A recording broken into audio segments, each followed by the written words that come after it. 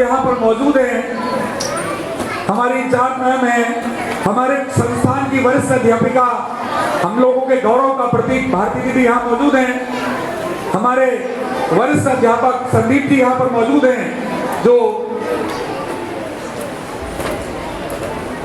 भारतीय वायुसेना में बतौर अधिकारी रिटायर्ड हुए और उसके बाद में हमारे विद्यार्थियों को पढ़ाने के लिए आपने अपना जीवन का बहुमूल्य समय देने का काम किया है। ऐसे हमारे संदीप जी, एक बार जोरदार तालियां बजा दो उनके लिए। और उनके बगल में ब्रजेश जी हैं जो तमाम नाना प्रकार के प्रयोगों के माध्यम से विद्यार्थियों को शिक्षा के साथ डायरेक्ट इंटरकनेक्ट कराने का काम कर रहे हैं। कई बार बच्चों ने कहा सर ब्रजेश सर से कह दीजिए कि पढ़ाने का तरीका कुछ चेंज कर दें, तो जब जब मैंने जो जो चीजें बताई उसको तुरंत फॉलो करके, और ब्रजेश सर ने एक बात मुझसे कही थी कि सर बच्चे खुश हों जैसा वैसा तरीका शिक्षकों को लगाना चाहिए। अच्छा शिक्षक वही है जिसके पास में, जिसके तर्कस में तमाम प्रकार के ऐसे तीर होते हैं, एक से अगर काम नहीं बनेगा दूसरा, दूसरे से काम नहीं बनेगा तीसरा, और तीसरे से काम नहीं बनेगा तो अनंत की यात्रा है ये। तो वही शिक्षक है जिसके पास में पढ़ाने के अलग अलग एक ही विषय, एक ही टॉपिक, एक ही प्रश्न, उसका उत्तर सिखाने के तमाम प्रकार के तरीके होने चाहिए। उसी तरह हमारे साथ में हमारे बहुमुखी प्रतिभा के धनी शिक्षक, हमारे बहुमुखी प्रतिभा के धनी शिक्षक हमारे बीच में सचिन जी के रूप में हैं। ऐसे शिक्षक जो अपने विषय के साथ साथ में बच्चों के लिए हर, अगर आपके साथ में दोस्त के रूप में पेश आना हो तो सचिन जी, आपके सहपाठी के रूप में पेश आना हो सचिन जी, एक सख्त शिक्षक के रूप में आपके बीच में रहना हो तो सचिन जी, अगर किसी कार्यक्रम की रचना और रूपरेखा को बहुत सुंदर तरीके से प्रस्तुत करना हो तो सचिन जी।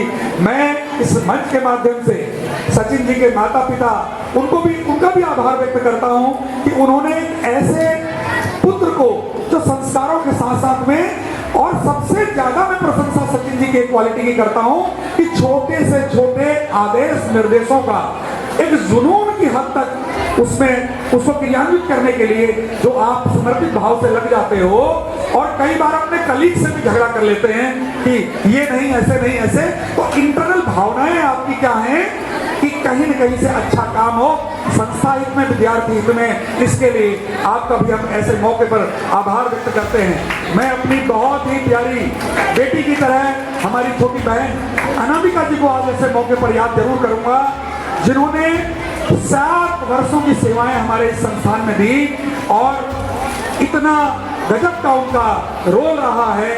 और कुछ बीच में अस्वस्थ भी वो हो गई थी तो संस्थान उनके साथ में खड़ा रहा, और कुछ समय वो गैप में रही।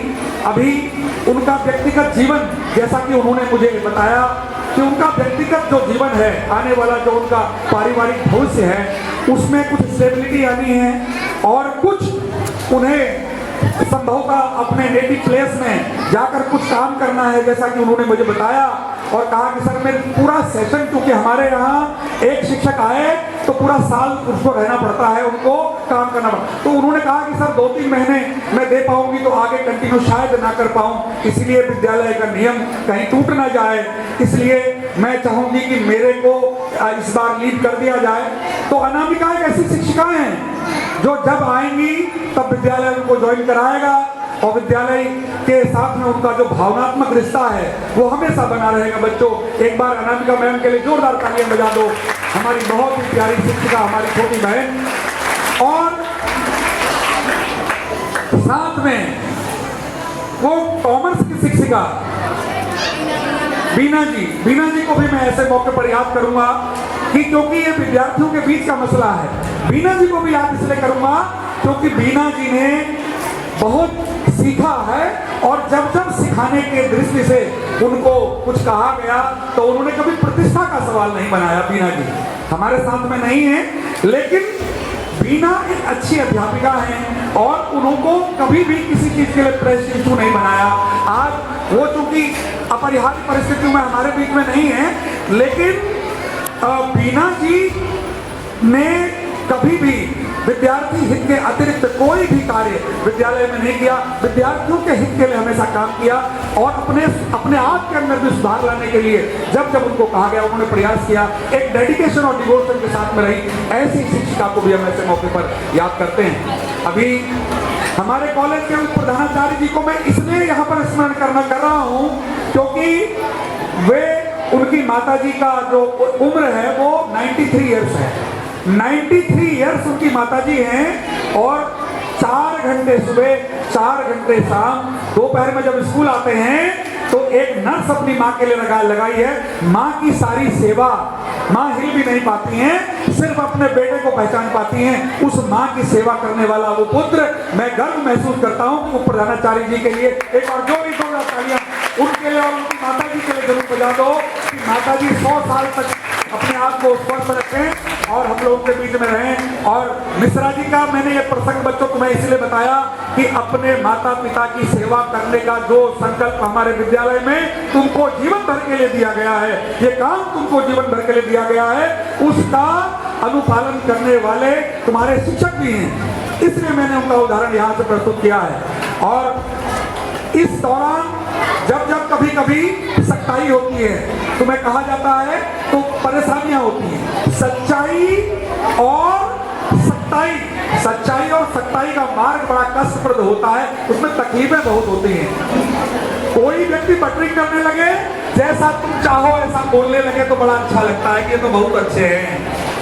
लेकिन जो बार बार टोकते हैं, बार बार आपको डांटते हैं, बार बार आप पर निगरानी रखते हैं, बार बार आपको चरित्र की दुहाई देते हैं, ऐसे लोगों को प्रायः हम उनसे नाराज हो जाया करते हैं। मेरे बच्चों, जिंदगी में जो ऐसे लोगों से नाराज होता है वो सही मायने में अपने भविष्य से भी नाराज हो जाता है। तो इसलिए जीवन में कभी तुमको कोई टोके गलत करने के लिए तो मन से उसका आभार व्यक्त करना, उसे धन्यवाद देना कि कम से कम तुमको, और खासकर अपने माता पिता को जो बार बार हमारी गलतियों का एहसास हमको दिलाते और कहते हैं कि बेटा ये काम तुम्हारे लिए ठीक है, ये काम ठीक नहीं है, उससे दोस्ती करना ठीक है, उससे दोस्ती करना नहीं ठीक है, वहां जाना ठीक है, वहां जाना नहीं ठीक है।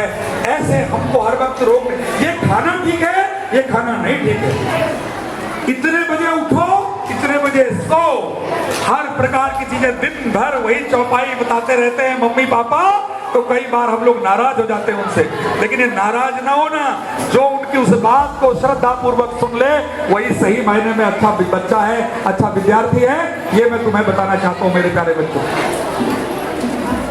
आज हम बहुत गौरव के साथ में यहाँ खड़े हैं और विद्यालय की पत्रिका में जब हम देखते हैं पिछले सालों के विद्यार्थियों की फोटोग्राफ तो गौरव होता है। तो आने वाले 12th क्लास के बच्चों, कामयाब विद्यार्थियों, आने वाले सत्र की जो विद्यालय पत्रिका होगी, आज के दिन के तमाम चित्र उल्लास के रूप में उस पत्रिका के प्रेस पर चमचमाते हुए तुम्हारे चेहरों के साथ होगी।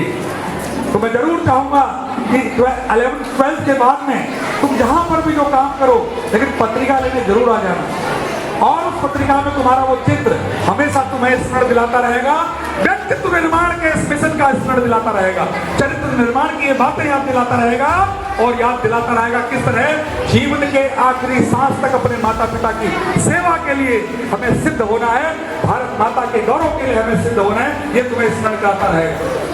ऐसे मौकों पर हम लोग को अपने समय का, क्योंकि हम लोग पढ़े इसलिए टीचर हो गए, तो अपने समय का भी हमें याद आता है। हमें अपने गुरुजनों के द्वारा उस वक्त बताई गई बातें भी स्मरण आती हैं और हम उनको भी प्रणाम कर रहे होते हैं। ऐसा सुंदर मौका ये होता है। तो मैं आप सभी को बहुत स्नेह देता हूँ, आपके उज्जवल भविष्य की कामना करता हूँ और मैं